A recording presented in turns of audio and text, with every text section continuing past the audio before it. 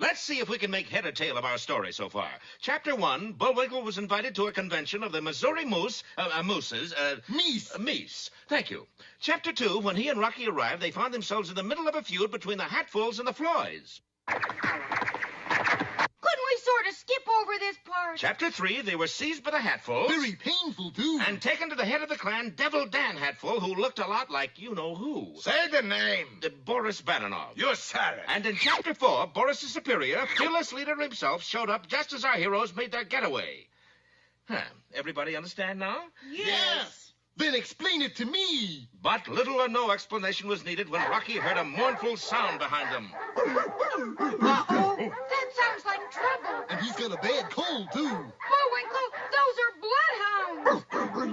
But just then, the sharp-eyed squirrel saw a tiny house ahead with a sign in front that said, Felonious Floy, Revenuers and Republicans keep out. Bullwinkle, this is Felonious Floyd's house. I heard the man, Rock. Well, maybe he could stop this terrible feud. And our heroes dashed up to the door. Who's there? Bullwinkle, that voice. Do you think... Not very often. Why? But just then, the door swung open. What'll it be, strangers? You're Felonious Floyd? Don't I look like Felonious Floy? You look more like a dry mop. We were running away from Devil Dan Hatful. Yeah, and come to think of it, you look an awful lot like him. Actual, we're cousins, twice removed. Twice removed? Once to Sing Sing, once to Alcatraz. I don't like this a bit, Bullwinkle. I agree. He must have terrible writers. Sorry to have troubled you, Mr. Floyd, but we better be going. It's all right. Drop in any time. Like when? Like right now. And as Boris pulled a lever, an instant later, the bloodhound showed up, dragging fearless leader with them. Welcome, old bossman body boy. Bad enough. You are on both sides of the feud? Certainly. This way, I'm a Hatful. This way, I'm a Floyd. Congratulations, Bad enough. You win the Pennsylvania Two-Faced Medal for double dealing. Oh, boy, that makes 94 medals. Wunderschön. 6 more and I can trade them in for a second-hand yo-yo. Bad enough, you're a lucky, lucky spy. Meanwhile, our heroes were lying stunned in a vegetable cellar underneath the house. Where am I? In a vegetable cellar. Didn't you hear the man? What? Speak up. You got carrots in your ears. What? I said you got carrots in your ears. I can't hear a thing. I got these carrots in my ears. But carrots in the ears was the least of Bullwinkle's problems, for at that moment the house was being surrounded by hateful Hatfuls. Mighty nice of them strangers to lead us right to the floor house. What are we fixing to do, Hadley? We're going to use little old Orvy on them. Oh, no. Not little Orvy. I'm as mean as they come, Hadley, but that's gone a little too far. Newt, this is no time to get the collywobbles. Bring up little Orvy. And with Hadley Hatful directing them, the clan wheeled up little Orvy, an enormous muzzle-loading Civil War cannon. What do we load it with, Hadley? Anything that's handy. And so the Hatfuls filled little Orvy with scrap iron, broken bottles, old shoes, red pepper, and carpet tack. I'll drop in this anvil just to give it a little body. In the short while, little Orvy was ready to be fired. The fuse was lit, the Hatfuls scurried for cover, and then as the fuse burned its last quarter-inch, Bullwinkle Moose stuck his head up out of the root cellar directly in front of the muzzle. Don't miss our next episode. One of our meese is missing, or heads you lose.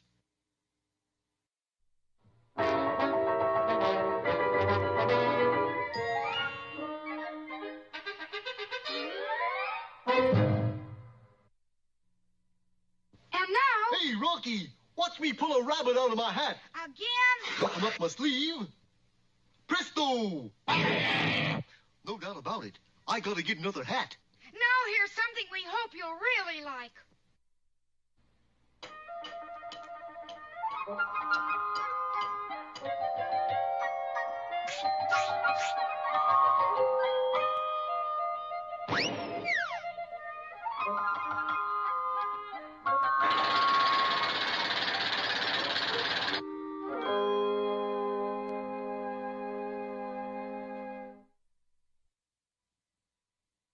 So long, Pop.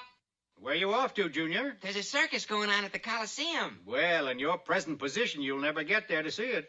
What makes you say that, Pop? Well, look at you. Oh, my gosh. I put the pony in back of the chariot. That's what is known as putting the cart before the horse. And while you're getting straightened out, I'll relate a fable illustrating that adage. But, Pop, I'll miss the circus. No, you won't. I'll make it short. This is the story of the 3 bears. I've heard that one. Charlie Bear and his wife Edna lived in a modest little home on the edge of the forest. One day after taking in a movie, they returned to their abode and made a rather startling discovery. Hey, somebody's been eating my borscht. And somebody's been eating my borscht. I've heard this story, Pop. Quiet. Further investigation of the living room brought out another remarkable fact. Hey, somebody's been sitting in my Danish-type chaise lounge. Somebody's been sitting in my Danish-type chaise lounge, too. The mystery increased as they entered the upstairs bedroom. Pop. Hey, somebody's been sleeping in our Chinese modern Hollywood bed. Somebody is sleeping in our Chinese modern Hollywood bed. That someone turned out to be their rich Uncle Fabian. You heard this one before, Junior? Uh-uh. Uncle Fabian, what a pleasant surprise. Bah! You're only glad to see me because I'm rich. Oh, tut, tut, tut, what a vile thought. Let me hold your wallet for you, dear Uncle Fabian, sir. I'll give you a wallet right in the head. Later that evening, over dinner, a surprise announcement was made. I have decided to put you two in my will. Oh, what a sweet thing to do. It sure is. Let me hold your wallet, huh? There's only one catch. All my life, you know, I've been grumpy and irritable. Oh, you've noticed that, have you? Well, before I go to bear heaven, I want to be happy. Well, Charlie can make you happy, can't you, Charlie? Sure can. Let me hold your wallet. Early the next morning, Charlie attempted to make his uncle happy. First of all, he took him to the edge of the cliff. Look at that view, Uncle Fabian. Doesn't that make you want to smile? Bah! And Uncle Fabian pushed Charlie over the cliff. Well, did you boys have fun today? I did, but Uncle Fabian didn't. I decided not to put you two in my will. Oh, you can't do that, Uncle Fabian. Oh, of course not. Let me hold your wallet, huh? Tell you what, you've got all day tomorrow to make me happy. If you fail miserably, no legacy. The next morning rolled around, as mornings usually do. Now, this here is a golf club, Uncle Fabian, and that there is a golf ball. Now, you hit the ball with the club. Charlie fully expected that he would get hit instead of the ball, but incredibly enough, A hole in one! Oh, doesn't that make you happy? that's when Uncle Fabian took out his number 2 iron and beat his nephew unmercifully about the head. How's the head feel? Which one? Guess we're gonna finish out of the money, huh? Looks like, babe. Charles? Yes, Uncle Ebenezer. Uncle Fabian. You almost made me happy today. Let's play golf again tomorrow. If you say so, Uncle Fabian. Oh, and, see what you can do about keeping the other golfers off the course. I want you and me to play alone. It was a strange request and not an easy one to fulfill. I'm sorry, Charlie, but I can't stop the other golfers from playing. In desperation, Charlie sought the services of an old owl who lived in a cave. You see this statue of a heart? And place it in front of the first tee and never look at it again. I guarantee you and your rich Uncle Fabian will have the course to yourselves. Hey, that's great, Owl. How much do I owe you? 8 cents. We got a special on statues of hearts this week. Charlie wasted no time in rushing to the first tee and placing the statue where the owl had directed. The following morning, golfers from all over the land signed up to play golf, but ran into trouble. For on their way to the first tee, they casually glanced at the heart and were immediately frozen to the spot. Meanwhile, back at Charlie and Edna's house... No borscht for breakfast, Charlie? Oh, I ain't got time, Edna. Me and Uncle Fabian are due at the golf course. Well, you better hurry. Uncle Fabian left an hour ago. Oh, no. He doesn't know about the heart. Charlie dashed pell-mell through the streets and got to the course in record time. There his worst fears were confirmed, for standing like a block of ice in front of the statue was Uncle Fabian. To make matters worse, Charlie, too, looked at the statue, and he, too, froze solid. Uncle Fabian was never to be happy, and Charlie and Edna remained penniless. And so, you see, son, never put the cart before the horse. I get you, Pop. Only there's a better way of saying it. Oh? Yeah. Never put the heart before the course. Never put the... let's go see that circus, Junior.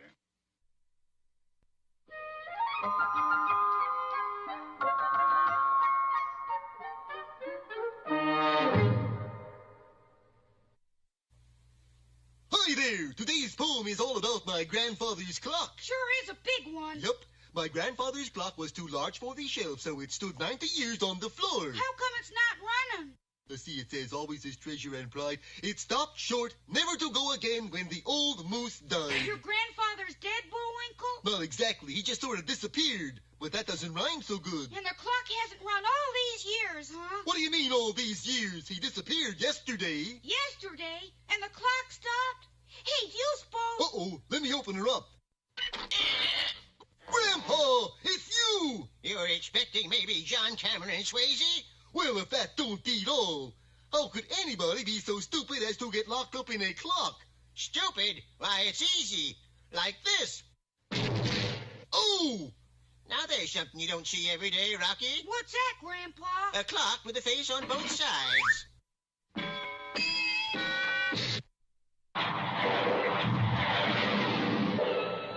Private Bullwinkle, sir, with a message! Just in time. Is it important? Is it? Just look.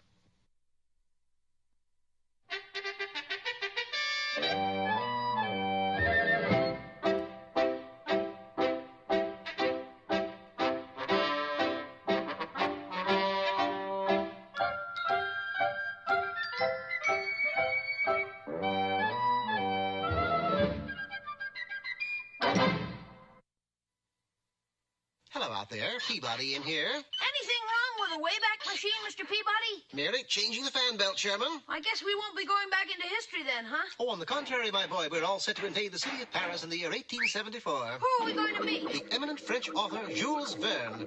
I belted the fan belt into place, and in a twinkling we were hurtled back through time and space. The streets of Paris in those days were filled with horse-drawn carriages. Most of them moved along in sprightly fashion, but one was obviously getting nowhere. Giddy up, Monsieur Horse. That poor man is having trouble, Mr. Peabody. That poor man, Sherman, is Jules Verne. If you do not make with the feet, I shall be forced to deposit you in the nearest glue factory. Trying to go somewhere, Monsieur Verne? You bet your boots, monsieur. I am off to prove a theory. Chateau theory, Mr. Verne? Meno, little one. I am trying to prove that one can go around the world in 80 days. If it can be done, then I shall write a book about it. It's got to be done, Mr. Peabody. And it shall be done, Sherman, but not in a horse-drawn carriage. Under my direction, we walk to the nearest office of the French Foreign Legion. Bonjour, monsieur. You wish to enlist? Yes, but only if we can do duty in Switzerland. You are in luck, my friend. It just so happened that a detachment of legionnaires is being dispatched to the Alps to fight the Swiss Navy. By the way, how old is this little fellow? 6. Going on 7, though. Bone, you just get in under the age limit. 5 minutes later, we were on our way. But if we are in the Legion, how will we go around the world? We won't be in the Legion long, Monsieur Verne. And we weren't. For no sooner did we arrive in the Alps than the war was called off and we were dismissed from the service. Well, we got as far as Switzerland. Now what, Mr. Peabody? That flag over there, Sherman, recognize it? The Olympics. Correct. Overriding Jules Verne's objections, we signed up for the downhill slalom run, the most thrilling of all skiing events. But I cannot ski. No matter, it's downhill all the way. The starter fired the gun, and the three of us took off. 3 days later, we came to a stop in Venice, Italy. Can we get some pizza, Mr. Peabody? No time for that, Sherman. We have a schedule to adhere to. Our next stop, China. But how do we get there from here? Simple. We obtained positions as gondoliers and oared our way to the corner of 3rd and Venice. Luckily, the tide was ebb and we were carried out to sea. 7 days we have been adrift without food or water. You think we have it bad? What about our passengers? Hey, what's the matter for you? I'm telling my wife I bring home my spaghetti. You'll have to cable her that you'll bring home chop suey and lychee nuts instead. Land ho! I must congratulate you, Mr. Peabody. You have got us all the way to China. But I'm afraid we are stuck here. Mr. Verne is right. How are we going to get across the Pacific? To anyone but a genius, the problem would have been insurmountable. When in Rome, do as the Romans do. When in Shanghai, get shanghaied. It was a beautiful crossing. Sherman worked as a cabin boy, Jules Verne wrote the captain's log for him, and I worked like a dog swabbing decks. With just 20 days left, we pulled into San Francisco Harbor and checked into the Golden Gate Gym. Do they have rooms for the night here? No, we're here seeking employment. See that sign? Wanted. Sparring partner for John L. Sullivan, leaving for New York tonight. What is a sparring partner? Jules Verne found out. It was a rough trip, to say the least. But eventually we reached New York, none the worse for the experience. That is, except for Mr. Verne. I cannot take much more of this. How many days left? Exactly 1. But gee, Mr. Peabody, it's impossible to go from New York to Paris in 1 day. Nothing is impossible. I wasted no time in rushing us to the shores of the Hudson River. Look, a rowing race is about to start. Yes, but not without us. I knew that Yale had the fastest shell in the country and were heavily favored to defeat all competition. It was in this boat that we set ourselves. Just a moment, you guys can't sit here. Oh, no. How would it look if you threw away your mascot? The Yale mascot is a bulldog. Young man, there's a bit of bulldog in all of us. The race was over and we fairly flew down the Hudson. That's when I took over as coxswain. Stroke, stroke, stroke, stroke, stroke, stroke. 24 hours later, we rowed up the River Seine and walked ashore into the streets of Paris. We did it. We went around the world in 80 days. Bon, now I can go home and write the book. Jules Verne did write the book and earned the plaudits not only of France, but of England as well. In fact, they put him on display in the Tower of London. Really? Really. Day after day, he stood there with a crown on his head. In the Tower of London, Mr. Peabody? Why, of course, Sherman. That's where they always keep the crown jewels.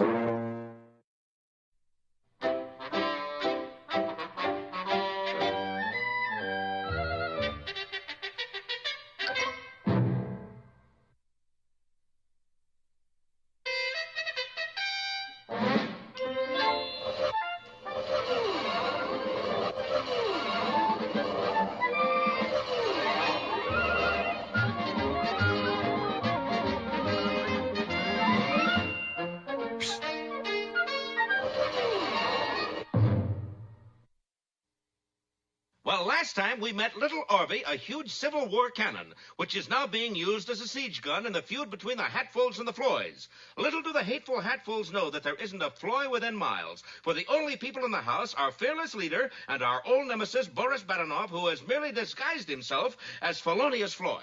Or deviled and hatful, as the case may be. But the two villains are unaware of the presence of Little Orby, as Boris says. I don't want to pry, fearless leader, old superior baby boy, but how come I got to wear this thin fuzz and talk with cornpone accent? Because at last, Pennsylvania is close to having the ultimate weapon with which we can rule the world. Sounds yummy. What is it? I have here a special high-level, top-secret, confidential sketch of the ultimate weapon. Can you be trusted, Badenov? Can I be trusted? I swear it. Then uncross your fingers. Force of habit, boss man. Very well. Here is the ultimate weapon. That's a weapon? That's the weapon. But that's just a derby hat. Not just a derby hat, Badenov. This is the Kerwood Derby. The Kerwood Derby? Quiet, you fool. The Kerwood Derby? Hold. And fearless leader told Boris the legend of the fabulous bowler. The Kerwood Derby had first been owned by a cave dweller many eons ago who put it on and said, Pardon me, my dear. I've got something to do. Like what? I'm going to invent the wheel. And he did. Later on, it was owned by a man named Aristotle, who one day in his bath cried, Eureka! I have found it! You found Aristotle's law of displacement and specific gravity? No, you idiot. I found the soap. The Kerwood Derby was won by Philip of Macedonia when he conquered the world, and by Genghis Khan when he conquered the world, and by Julius Caesar when he conquered the world, and by Elvis Presley when he... Oh, never mind. It disappeared for a time, but its last known owner was a Princeton College professor who put it on and said... Of course, E equals MC squared. Why didn't I think of that before? Yes, the Kerwood Derby turns anyone who wears it into the smartest man in the world. So if we get Derby, I wear it. and Pennsylvania outsmarts everybody in world. Correct. Well, what are we waiting for? Let's go get it. There's just one little hitch. Uh-oh. It takes somebody special to find the Kerwood Derby. That's me, boss man. Somebody with a built-in talent. That's me. He must be the stupidest bubblehead in the world. That's me. Who that? This is who that. But that's Moose, that idiotic Moose Bullwinkle. Right. He is the dumbest creature in the world, so he is the only one who can lead us to the Kerwood Derby. That means he's worth millions to us. Billions. Where is he, Badenov? He's right in the cellar, fearless leader. Then who is that about to get his head blown off? Yes, right outside the window, Bullwinkle had poked his head out of the root cellar, right in front of the gaping muzzle of Little Orby. If the moose dies, our plan dies. How about that? And if the plan dies, Pennsylvania dies. How about that? And if Pennsylvania dies, you die. How about that? And Boris grabbed a club, leaned out of the window, and swung hard at Bullwinkle's head, just as Little Orby went off with a roar. When the smoke cleared, nothing was to be seen of the house or the villains, or of our heroes either. Is this the end of everything? Nope, just this episode.